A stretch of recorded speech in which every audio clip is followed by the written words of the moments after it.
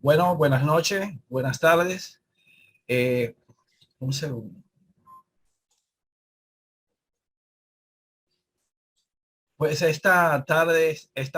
noche de hoy vamos a hablar sobre las experiencias cercanas a la muerte, de la espiritualidad de la ciencia a la espiritualidad.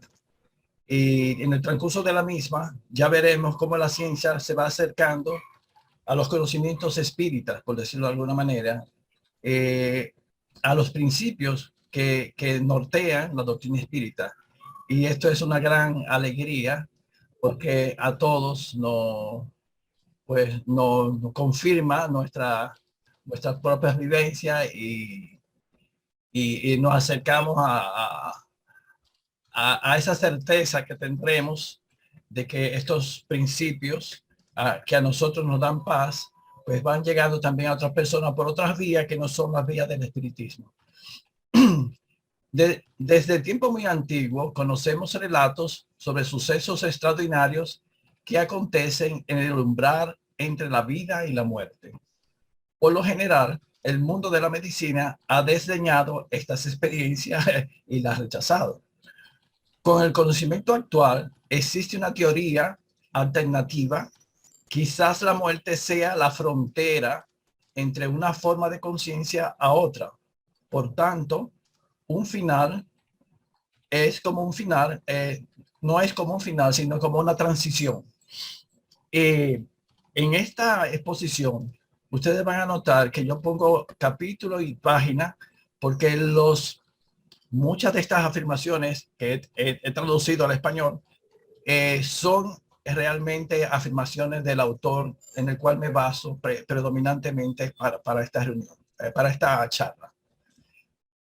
Pues sí, me baso en este libro, Después de la muerte, que es el nombre en inglés del doctor Bruce Grayson. Es un acercamiento médico sobre las experiencias cercanas a la muerte, la vida y más allá, o sea, más allá de la vida. El autor Bruce Grayson eh, es, él es un médico e investigador norteamericano de estos fenómenos de la casi muerte. Bien, aquí tenemos esta imagen en el cual se ve el caduceo de la medicina luchando siempre con este forcejeo continuo con la muerte. Vamos a seguir.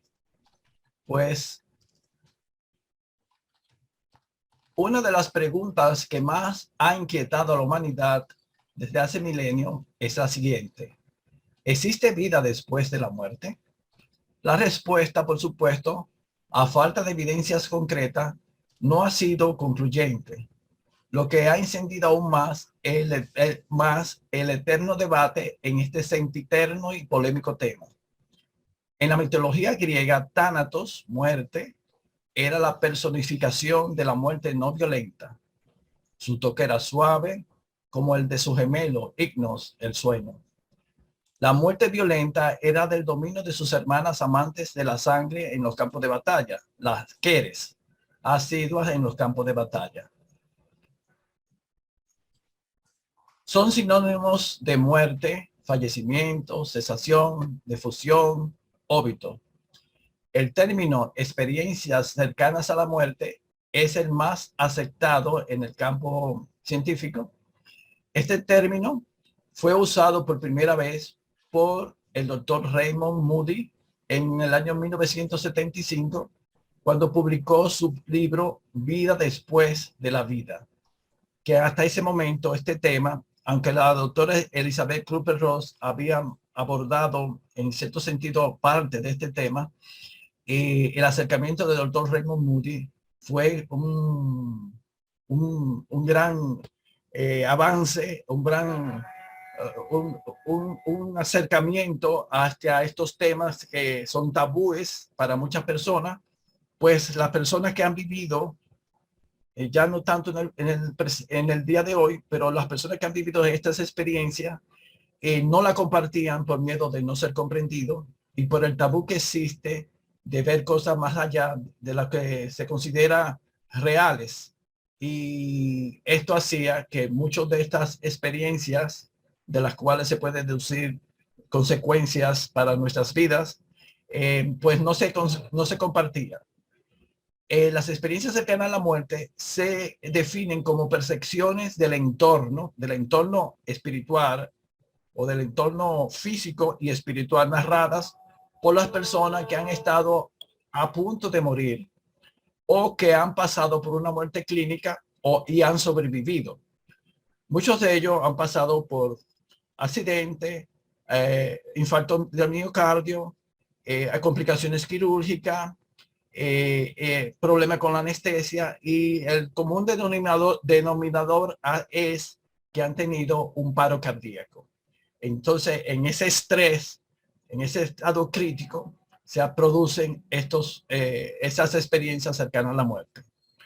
Hay numerosos testimonios, sobre todo desde el desarrollo de las técnicas de resucitación cardíaca y de medicina crítica o intensiva de estas experiencias.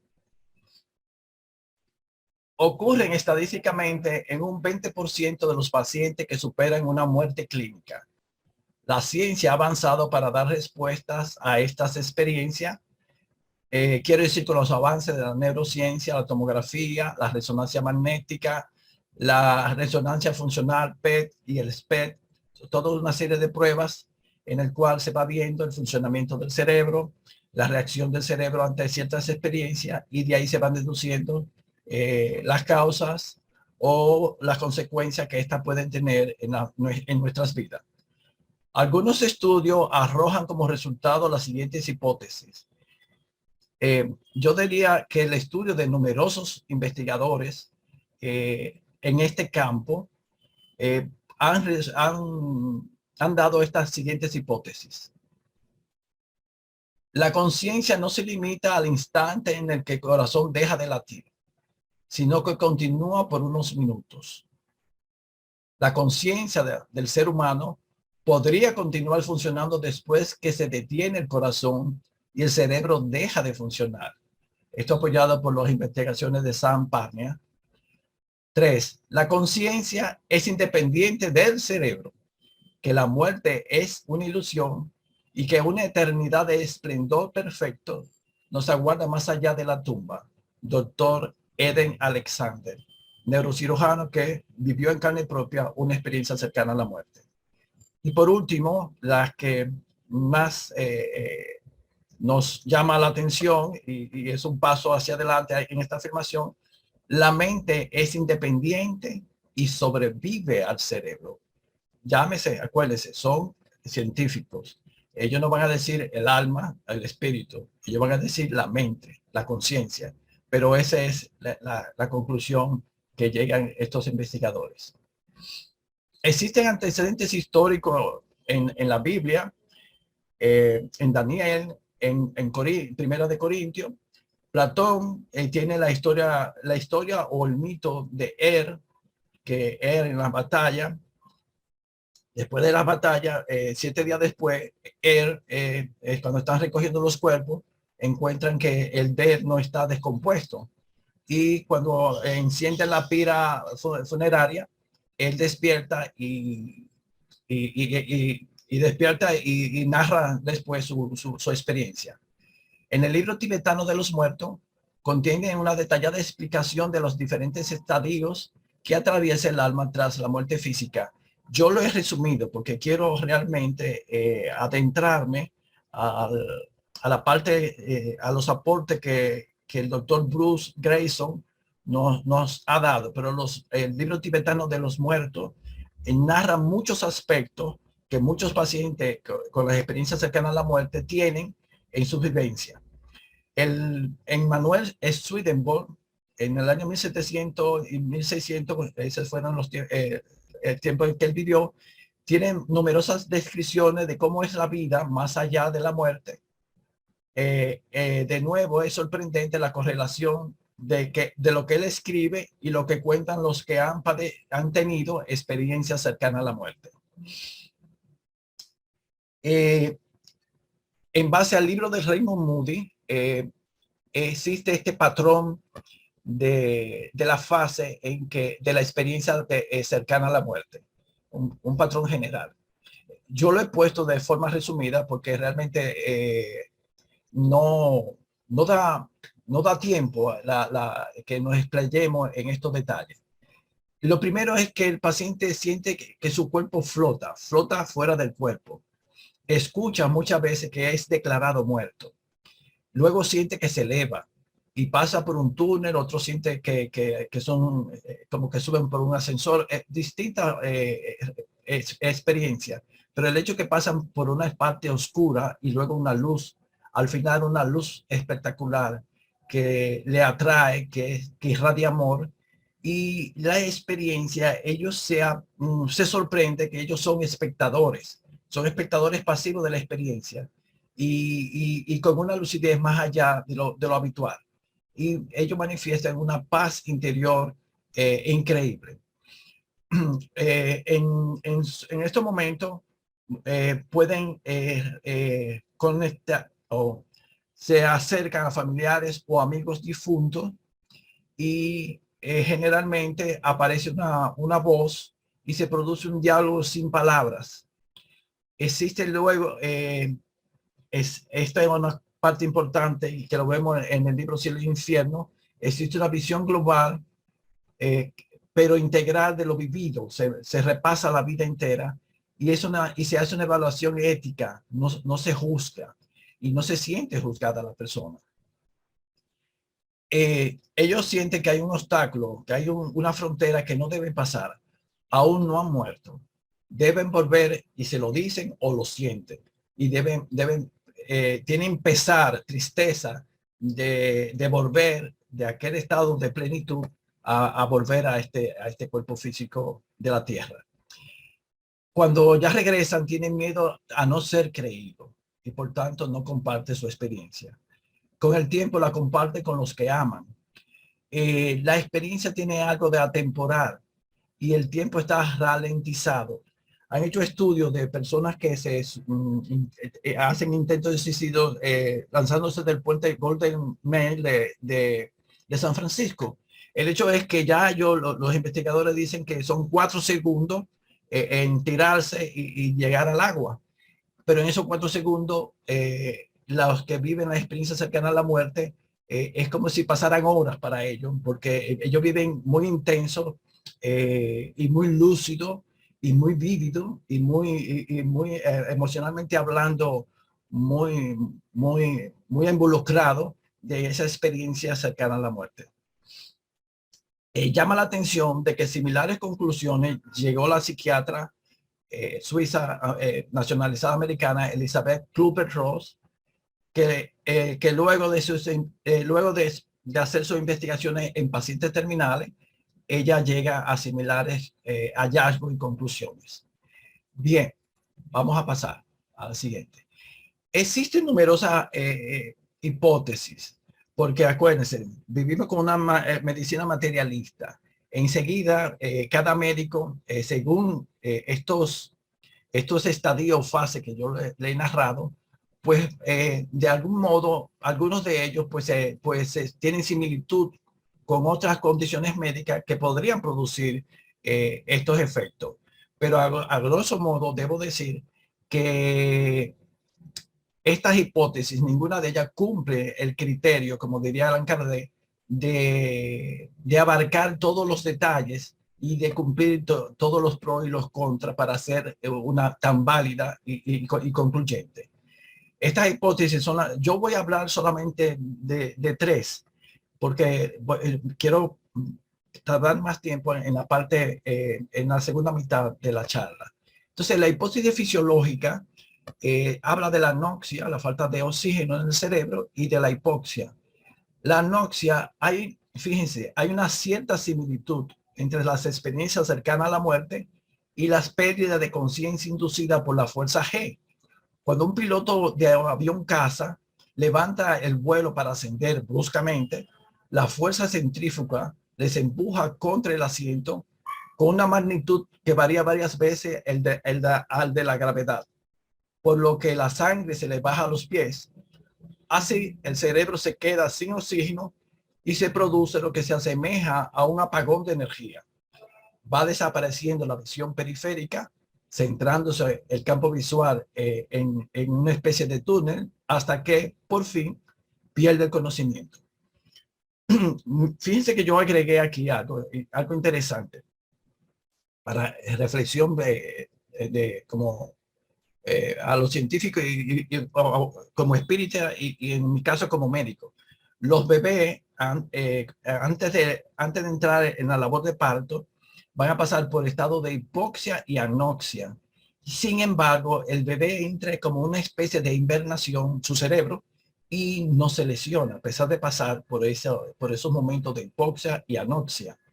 Y lo mismo también pasa después de un infarto al miocardio. El paciente durante unos 20 minutos o algo así tiene una especie de hibernación de su cerebro, de modo que se protege a pesar de que no le está llegando oxígeno. Esto pues es un punto a tomar en cuenta y muy interesante.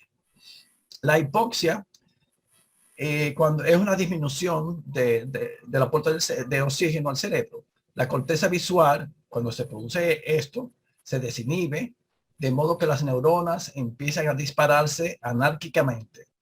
Dado que el 90% de las células de la retina y por tanto del córtex visual se afectan, la percepción que se tiene en ese disparo o flash por apagón brusco es la visión de un centro más luminoso, más iluminado, que se va ampliando según las células empiezan a descargarse.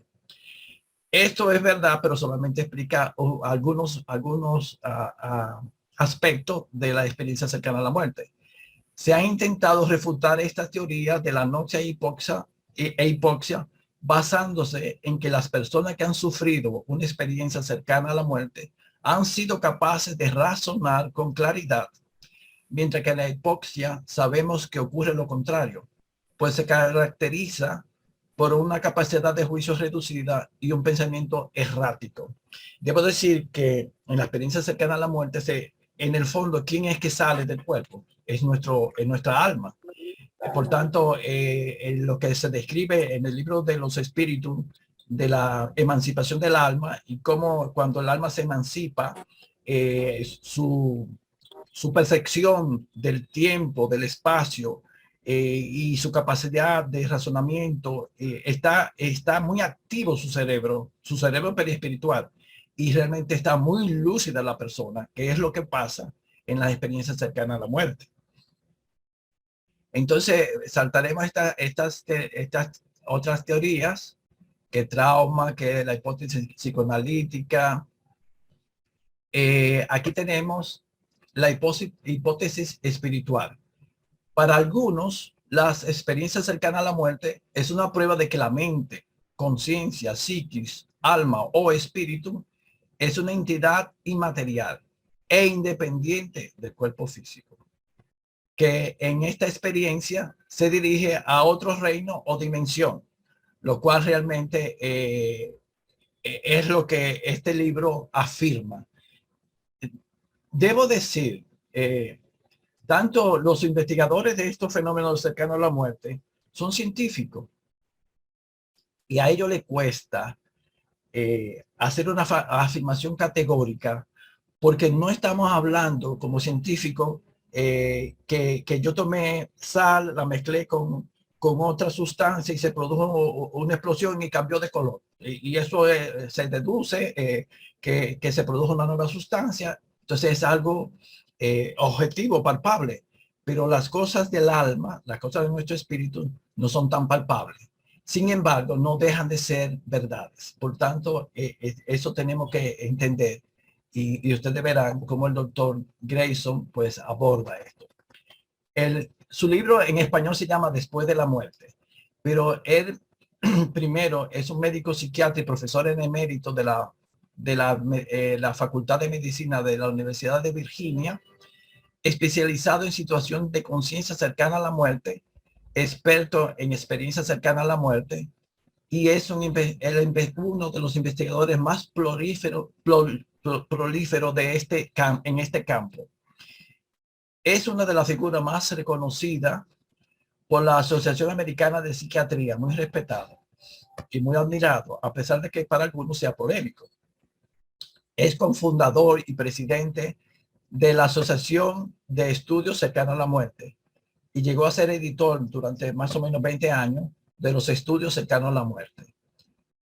Cuando diversos pacientes comenzaron, del mismo doctor Grayson, comenzaron a hablarle de sus experiencias, el doctor Grayson decidió emprender su estudio, abordando este fenómeno desde una perspectiva científica.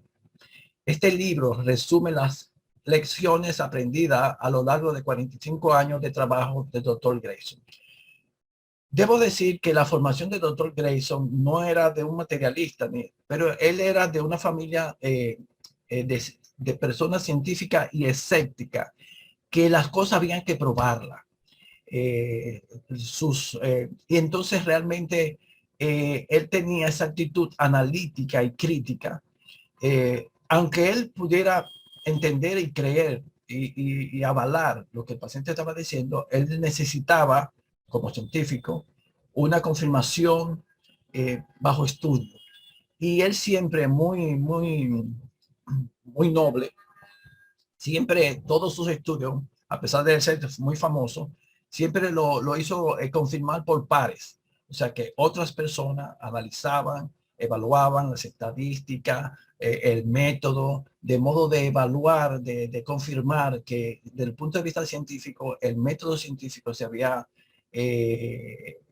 aplicado correctamente. Y otro punto importante es que tiene una formación científica desde en sus estudios en la Universidad de Michigan, ya como psiquiatra. Él no se quería dedicar a la psiquiatría normal, sino a la psiquiatría investigativa. Y realmente él tuvo la oportunidad de estar en el lugar correcto y en el momento correcto, que estaban ocurriendo en Estados Unidos numerosas experiencias de otras personas que le abrían la puerta a él a dar apoyo y seguimiento a estas investigaciones. Por ejemplo, el doctor Raymond Moody, después que en 1975 publica su libro, se volvió un bestseller, recibía numerosas cartas. El doctor Raymond Moody no era médico, era filósofo, esa era su casa mater, la filosofía era su campo, pero él después de esta experiencia quiso estudiar medicina y ser psiquiatra para realmente sacarle de provecho y entender a cabalidad todo lo descubierto, por decirlo así, confirmado por su experiencia.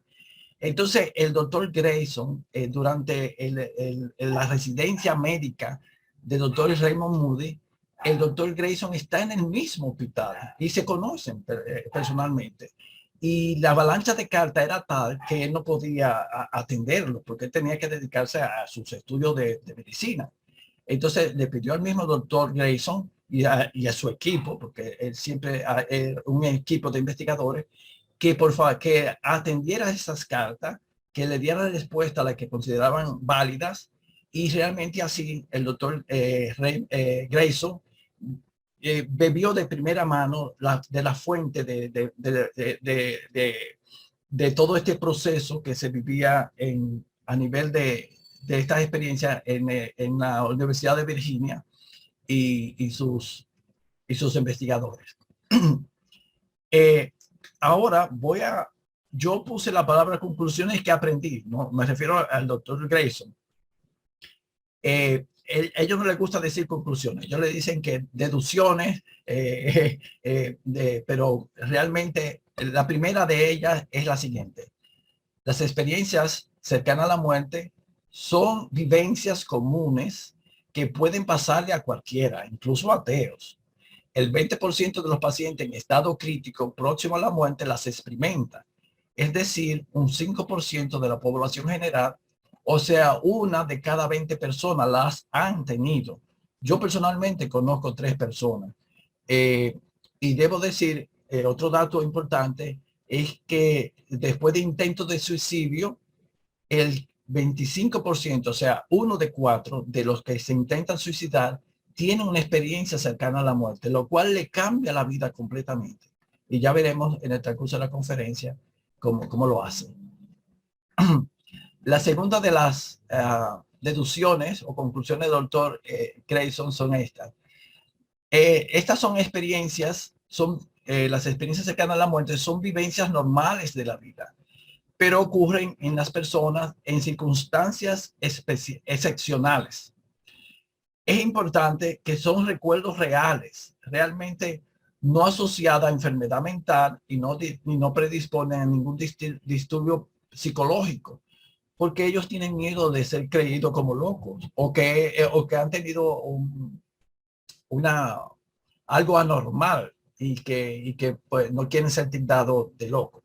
Entonces, los pacientes que han vivido esta experiencia necesitan seguridad, comprensión, que las consideremos normales, validar su experiencia cercana a la muerte como real es algo importante para ellos, aunque y compartirla y llegarla a comprender es muy importante, compartirla con un médico, con un terapeuta y compartirla con otra persona es algo que le hace a ellos mucho bien.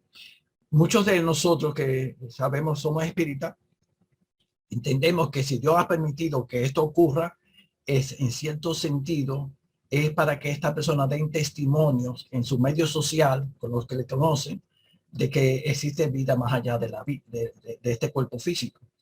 Entonces, eso de que lo comprendamos les ayuda a ellos, se sienten más seguros y nos ayuda porque a nosotros nos da un cambio de perspectiva de la vida también. Si no somos solamente este cuerpo físico, nuestra vida y nuestros valores van cambiando. Y esto mismo, pues, es lo que las conclusiones del doctor Grayson va produciendo. Estas experiencias dejan secuelas profundas y duraderas toda la vida.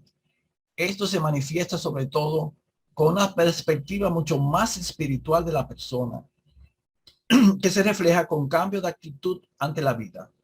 No importa tanto lo material, son más compasivos, más altruistas, aprenden a dar y recibir amor. El universo está interconectado, es algo importante para ellos, de que todos estamos interconectados, no solamente nuestros familiares, hasta los conocidos y los que creemos que no tienen tanta importancia en nuestra vida, todos estamos interconectados en el universo.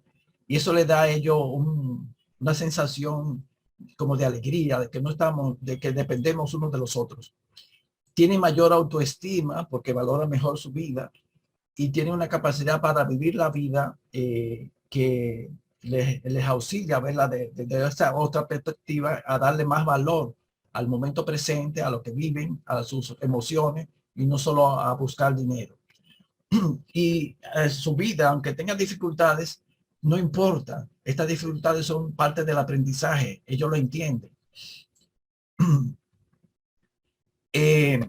Una de los ejemplos narrados por el doctor Grayson era una mujer de bienes raíces, muy competitiva, muy dominadora, dominaba su cita, su vida, su esposo, sus hijos. Era una persona sumamente dominante y que no le importaba pues quitarle un cliente a otro amigo y todo aquello. Cuando ella vivió su propia experiencia cercana a la muerte, realmente le hizo un cambio en su vida. En el transcurso del tiempo que ella en el transcurso de los años, ella cambió, siguió siendo de bienes raíces, pero cambió a ayudar a las personas de tercera edad a hacer buenas inversiones con su dinero, de modo que no cayeran en manos incorrectas y pudieran perder sus ahorros. Y ella pues tuvo su cambio y aprendió a no ser a dejar que cada uno tenga su vida y su experiencia. Bien, la experiencia cercana a la muerte disminuye el miedo a la muerte. Es un proceso pacífico e incluso dichoso. No les preocupa tanto cuando un ser querido parte, ha muerto. Esto no evitará que ellos tengan un duelo, pero lo atenúa. Disminuye el miedo a la vida, lo cual es algo que parece como una tontería, pero ellos se sienten más libres. No quieren ejercer un control tan estricto sobre su vida. Valoran la vida en familia y las relaciones interpersonales. Es la oportunidad para enmendar errores, crecer en conocimiento aprender a dar y recibir amor. Ellos animan a los demás a abrirse, a disfrutar lo que la vida nos da. Les importa menos cometer errores. Lo importante es corregirlo. No es que no puedan cometer errores. Lo importante es corregirlo porque ellos entienden su fragilidad humana y saben que pueden equivocarse. Pero lo importante es no tener miedo a equivocarse, no tener miedo a hacer nuevos amigos, no tener miedo a decir lo que yo considero la verdad, pero sin herir, en fin, y vivir la vida de una manera positiva. Por eso puse yo esta imagen de esta joven en su bicicleta. Vivir más plenamente el momento. La quinta conclusión del doctor Grayson, él como psiquiatra, acuérdense que él es un psiquiatra, un terapeuta. Entonces, estos pacientes viven más plenamente el momento presente en vez de dedicarse a revivir el pasado o fantasear con el futuro. Vivir como si fuera la última oportunidad, aprovechar al máximo cada uno de sus días. Es importante que esto, es más importante que esto, es importante que esto hace que los demás también nos decidamos a una vida más plena y a vivir el momento, lo cual es algo que esta experiencia como se contagia a otras personas. No solo se viven las alegrías, hasta la tristeza. El dolor se enfoca de otra manera, al disfrutar del cansancio, de los pequeños dolores. Muchos pacientes que se suicidaron porque tenían una enfermedad crónica que creían que no podían vivir con ella, pues valoran que saben que tienen que pasar por ella y que esto es algo que tienen que aprender y la aceptan y la ven ya de otra manera. No significa que no les siga molestando, pero ya ellos entienden que esto es algo que tienen que pasar y mejor que lo pasemos y aprendamos. Impulsar a llenar nuestras existencias no solo de obligaciones, sino también de alegría, sabiendo que sabiendo que puedes que no tenga una segunda oportunidad. Es como no es vivir estresado de que me voy a morir mañana, tengo que vivir el presente. No es eso, pero es vivir dándole importancia a los pequeños detalles de la vida, a los detalles de nuestra relación de pareja, con nuestros hijos, con los demás, a los detalles de dedicarle un momento a esa señora mayor que es tu vecina. Esas cosas son importantes y hay que vivir el momento y compartir lo que Dios nos trae a nuestras vidas. Él hace el doctor Grayson, una importante aporte entre la mente y el cerebro. La relación entre la mente y el cerebro dice el doctor Grayson, actúa como un filtro, limita nuestras percepciones. Acuérdense, cuando un espíritu va a reencarnar, eso es lo que ellos dicen, es que reencarnar implica que mis percepciones como espíritu eterno van a estar reducidas, me van a comprimir mis facultades y mi facultad de discernir de todo en ese cuerpo físico. Entonces, eso mismo dice el doctor Grayson, que el cerebro actúa como filtro. Cuando deja de hacer esta función, se percibe el tiempo, la luz y la distancia de otra forma, que es lo que pasa y lo que está narrado en los fenómenos de emancipación del alma, que el tiempo, la luz y la distancia se perciben de otra manera. La mente puede funcionar perfectamente sin un cerebro que le filtra, que la filtre. Un ejemplo de ello, de que deja de actuar como filtro, ocurre en los enfermos de Alzheimer terminales, cuyo cerebro ya no actúa como regulador y por su daño físico, y se puede producir, no que en todo ocurra, pero se puede producir lo que se llama la lucidez terminal antes de la muerte física. Y es que ellos vuelven a recuperar su yo, vuelven a ser la persona que eran, a recordar a sus familiares queridos, porque ¿quién era que estaba enfermo? Era su cerebro físico. Su cerebro extrafísico no tenía ningún tipo de problema. Por tanto, si el cerebro físico deja de filtrar y deja pasar lo que existe en el cerebro extrafísico, pues se produce todo esto. El doctor Grayson, fíjense que aquí pongo el capítulo 20, página 329, son afirmaciones del doctor Grayson. El cerebro físico actúa como un teléfono móvil, recibiendo los pensamientos y sentimientos de la mente no física. convirtiéndolos en señales eléctricas y químicas para que el cuerpo pueda entenderla y utilizarla. En el teléfono móvil pasa de una onda, llega al teléfono, esa onda electromagnética la convierte en un impulso eléctrico que pasa a los microchips y de ahí pues se percibe la voz de la persona. En el caso de nuestro cerebro, pues realmente existe un mecanismo similar. La idea de que la mente y el cerebro son entidades separadas y de que el cerebro actúa como un filtro de nuestros pensamientos y sentimientos parece ser la hipótesis de trabajo más plausible. Usé las palabras textuales del doctor. Parece ser la hipótesis de trabajo más plausible. Porque a ellos no les gusta hacer afirmaciones categóricas, porque es difícil estas afirmaciones categóricas. Pero eso es, con la presentación de la evidencia científica que él pone, esta es la hipótesis que abarca y que da respuesta a todas esas investigaciones y todos los hechos que ellos han confirmado. Preguntémonos si somos únicamente máquinas biológicas o algo más que eso. Esa es pregunta. Perdón. Aquí tengo un ejemplo de Steve. Steve es un niño de 8 años que estuvo a punto de ahogarse. Él se hunde bajo el agua, está inmóvil y tratando de respirar. Y sin querer, pues respiraba un poco de agua. Entonces, él tuvo la sensación de que su mente se expandía más allá de los límites de su cerebro infantil.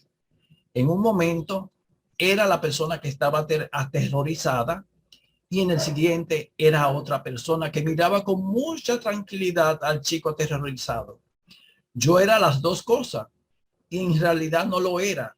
El yo de verdad era tranquilo, pero hasta ese momento siempre había creído que él era el otro. Entonces es una percepción entre esa diferencia entre nuestra mente, entre nuestro espíritu, nuestro yo de verdad y el cuerpo físico. El doctor Grayson,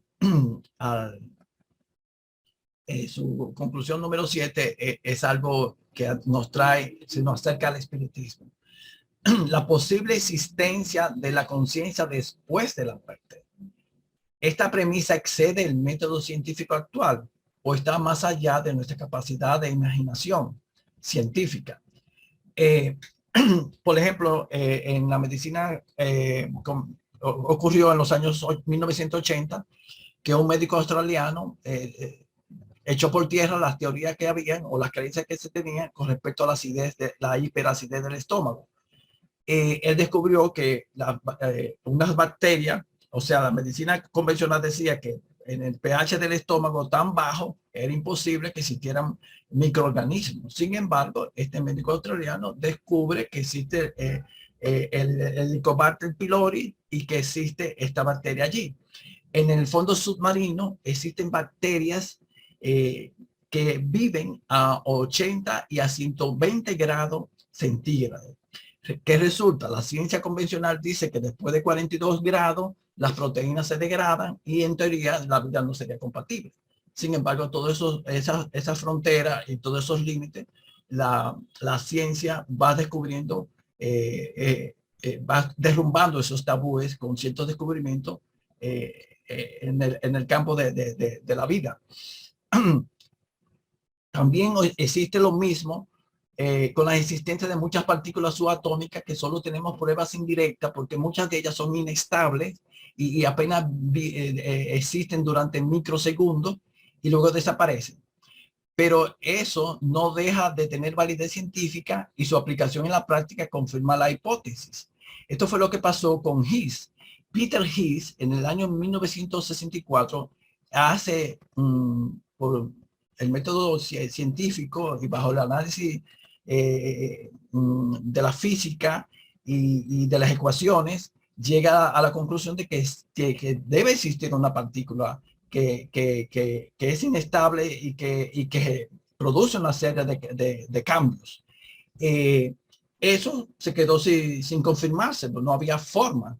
Pero gracias a Dios, 60 años, bueno, 50 años después, en el año 2013-2012 en el gran colisionador de hadrones que está cerca de Ginebra, Suiza, entre Francia y Ginebra. En ese gran colisionador se descubrió una partícula que cumple los criterios del bosón de Higgs. Entonces, vemos cómo realmente muchas cosas de la ciencia es simplemente que la ciencia tiene que desarrollar más cosas para ir descubriendo cosas que son reales en el universo. Un ejemplo de ello son los casos en que la experiencia cercana a la muerte, en los que han vivido la experiencia interactuaron con personas que ellos no sabían que habían muerto. La existencia de la conciencia posterior a la muerte parece ser, esa es la afirmación, la hipótesis más plausible. En el libro él dice, hay un ejemplo de un joven soldado, tiene una neumonía crónica muy severa y muy resistente. Y el hecho es que él conoce una enfermera que más o menos interactúan y más o menos tienen una química entre ellos. Y él no sabe que ella ha muerto. Al día siguiente ella murió. Entonces él tuvo su experiencia cercana a la muerte. En esa experiencia él se encuentra con la enfermera y él le dice, ¿qué haces tú aquí? Y él dice, no, el que no debe estar aquí eres tú tienes que volver. Pero dile a mis padres que ese coche realmente yo no lo sabía, era muy potente y se me salió de control. Yo no intenté suicidarme, fue que se me salió de control y por eso tuvo el accidente y murió. Y realmente, pues para sus padres, pues fue una gran cosa porque se había llegado a pensar que sí, que ella se había intentado suicidar. Como ven, esta experiencia nos hablan de una puerta de acceso a otra vida. Regresan con una perspectiva nueva y reforzada de la existencia de la vida después de la muerte. Por ejemplo, Glenn dice una afirmación después del tiempo: no tengo miedo a morir, solo a no corregir las cosas negativas de mi vida. Aguardo la muerte como una liberación y una nueva vida. Peggy dice: espero la muerte y no me da miedo. Será entonces cuando pueda irme a casa, volver allí de donde vengo. Y son afirmaciones de gente que muchas veces eran materialistas. Dice, la ciencia es, esto es una afirmación que yo quise poner, me gustó este pensamiento. La ciencia es siempre una investigación inconclusa, porque la ciencia, en la medida que se desarrolla, va rompiendo nuevas fronteras, abriendo otras nuevas, los límites van abriéndose. Y eso es, como dice la doctrina espírita también, que la doctrina espírita no está concluida. En la medida que el hombre avanza moralmente, nuevos detalles se nos van dando. Entonces, el conocimiento humano es así progresivo y continuo. Entonces, como para finalizar, que no he podido ver bien el tiempo, como reflexión final, las experiencias cercanas a la muerte son como un virus positivo. Nos deben contagiar de esa chispa que hace valorar la vida presente. El doctor Grayson dice que este abordaje tiene un efecto dominó, dando otra perspectiva a la gente de la vida y la muerte. ¿Para qué? Para mejorar su capacidad de disfrutar esta vida que tenemos y para sentir empatía e incluso ser mejores personas, que es lo que la doctrina espírita nos da como conclusión de que debemos trabajar para ser mejores que ayer. Bien, para finalizar, dice Teresa de Lisieux, monja francesa, no muero, entro a la vida, como conclusión. Pues hasta aquí esta conferencia. Estoy... Espectacular la exposición que has hecho, sencillamente brillante e increíble. Vamos a ver si hay preguntas por el YouTube. De momento en el chat no hay. Todavía la gente no se ha calentado para realizar ninguna. Y Monse Si hay alguna, por favor, ¿me puedes decir algo? No han salido Mons- dudas hoy. Monse dice que no han salido dudas. Está muy clarito. La verdad es que ha sido tremendo. Yo, una conclusión que he sacado de toda la exposición que has hecho es que la gente que ha tenido una ECM, lo que sí que ha aprendido es a priorizar. Han sabido priorizar muchas cosas en la vida y todo lo has expuesto de manera brillante. O sea, han sabido elegir luego en un momento dado todo. Y se han aclarado muchísimo. Es de las conclusiones que yo he sacado.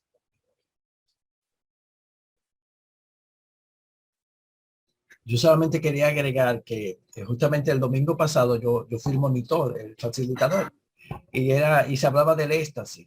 Entonces, cuando uno mira esta experiencia cercana a la muerte, hay muchas similitudes, porque la persona, amén, que no entra de forma natural a la experiencia, sino por un accidente, por un fallo cardíaco, un paro cardíaco, pero la experiencia que tiene es que se ve fuera del cuerpo, en un lugar lejano de la tierra, un lugar espiritual, y allí eh, percibe, observa y mira.